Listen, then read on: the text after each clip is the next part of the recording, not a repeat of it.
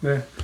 그러면은 이번에는 혹시 그 용감님께서는 중국 인민정치협상회의라는 것, 흔히들 정협이라고 그러잖아요. 이 정협이라는 것에 대해서 혹시 아시나요? 저는 잘 모르겠어요. 예, 중국은 오직 공산당만 중국 공산당만 공산당은 있는 줄 알고 제가 예, 어떻게 그까지 그러니까 났으려고. 중국도 지금 뭐 자기들 말을 하는 바로는 다당제 국가예요. 중국 공산당만 있는 게 아니라 실질적인 집권 여당은 공산당인데 중국에 이제 야당 역할을 하는 민주당파들이 있거든요. 보면은 중국 국민당 혁명위원회, 중국 민주동맹, 중국 민주건국회, 중국 민주촉진회, 중국 농공민주당, 중국 치공당, 구삼학사, 타이완 민주자치동맹 이렇게 민주당파라는 여러 개 정당들이 있는데 여기에 공산당이 합쳐진 어떤 조직이 중국인민정치협상회의 정협이라는 건데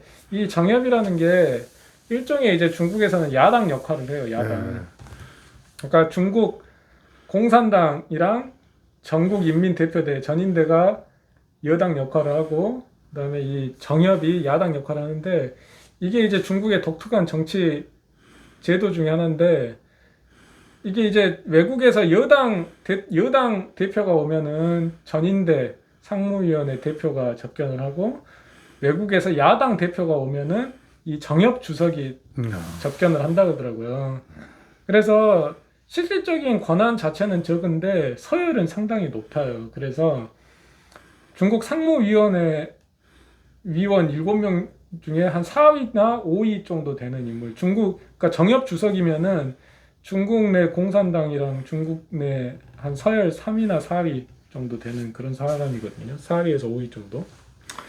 근데 이게 이제 그 모택동 시절에 중국 건국 과정에서 만들어진 건데 이게 중국 처음 역사하고 상당히 연관이 깊어요. 그래서 중국이 건국혁명이라고 그러잖아요. 네.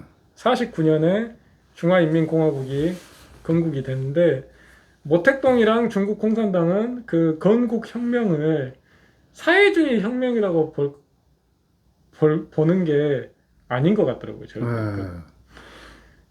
모택동은 그 건국혁명을 민주주의, 부르주아 민주주의 혁명이라고 보더라고요.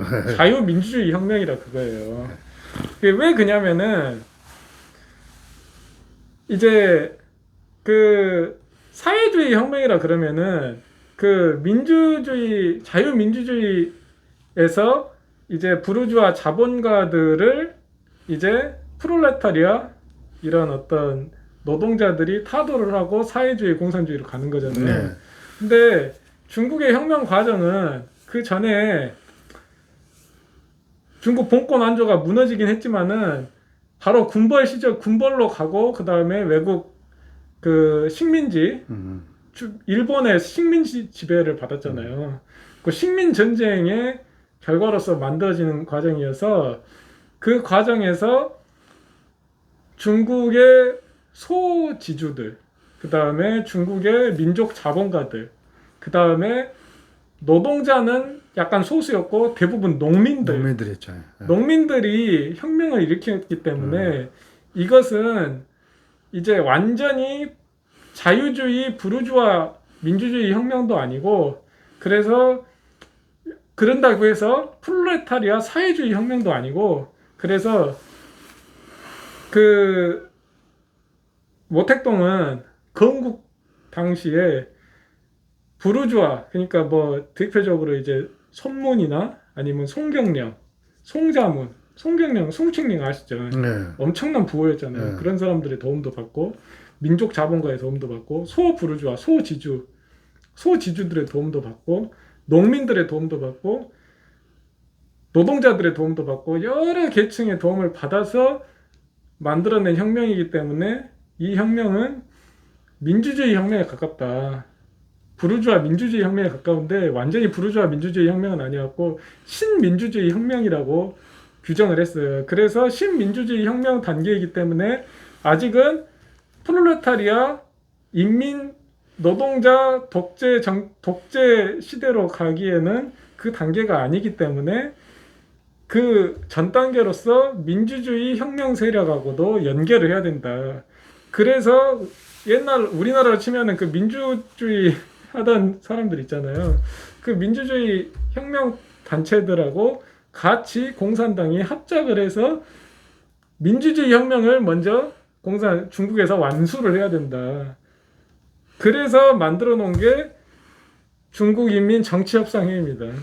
그래서 공산당도 참여를 하고 뭐 자유민주주의 정당도 같이 참여를 한 거예요. 그때 당시에.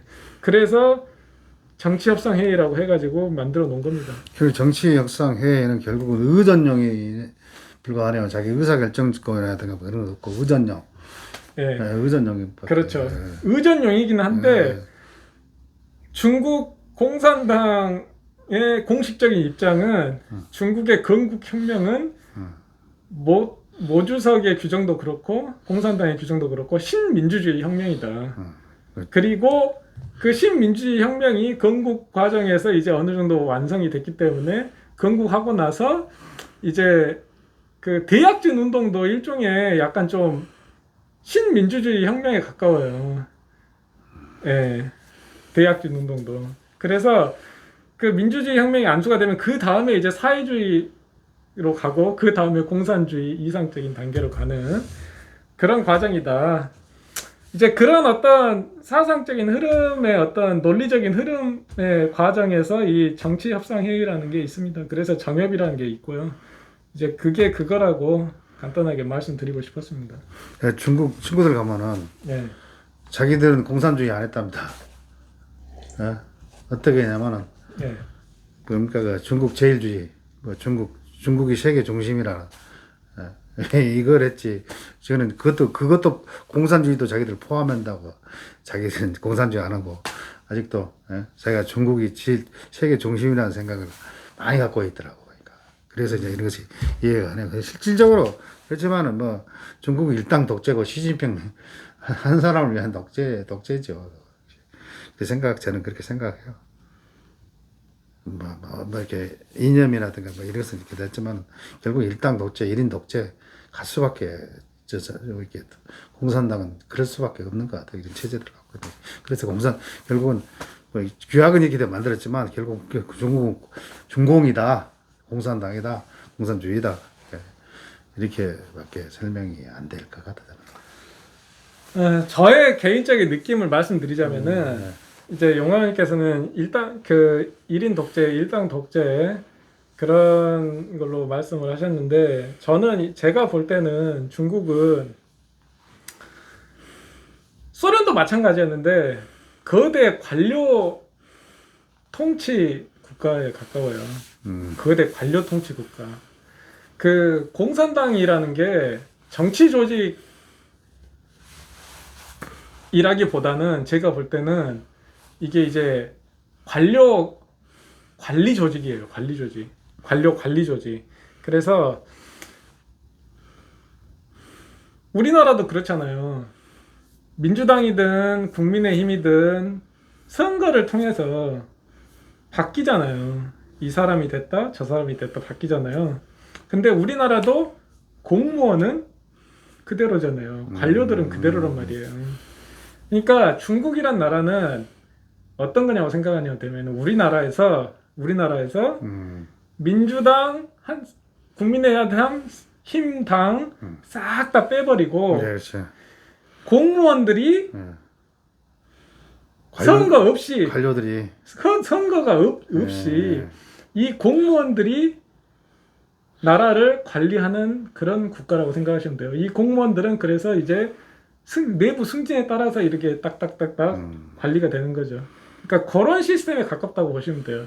그러니까 공무원이 되면은 우리나라도 한 공무원 한 몇십몇 명 되잖아요. 그러니까 공무원이 되면은 이제 이 안에 들어가는 거예요. 그러니까 요 시스템에 가깝다고 보시면 돼요. 그러니까 선거가 없이 한 9천 몇백만 명 되는 이런 거대 관료 조직이 관리를 해 나가는 국가다.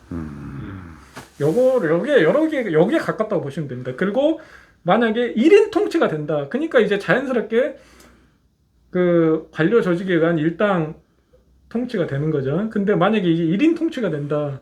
그러면은 누군가 진짜 참 대단한 사람이 그 9천만 명에 달하는 그 관료 조직을 장악을 한 거죠. 그렇죠. 누군가 대단한 사람이. 지금 한국은 그래도 관료 조직들이 움직여갖고 이 관료 조직에 의해서 정치는 움직이지만 이 정치 세력들 관료 조직 아직도 지배를 못 하잖아요. 실력이 없어서. 그래서 뭐 요새 뭐 윤석열 사건이라든가 이것이 난 것이 결국은 정치하는 사람들 실력이 좀 있어야 한다는 그런 말씀하고 비슷하네. 그런 맥락이네. 정치를 지망한 사람들이 실력이 월등히 능가해야지, 능력들이 능가해야지만 이런 세대를 타파한다는 거 있어요. 개인적으로. 이렇게 되면 될 것 같아요. 네.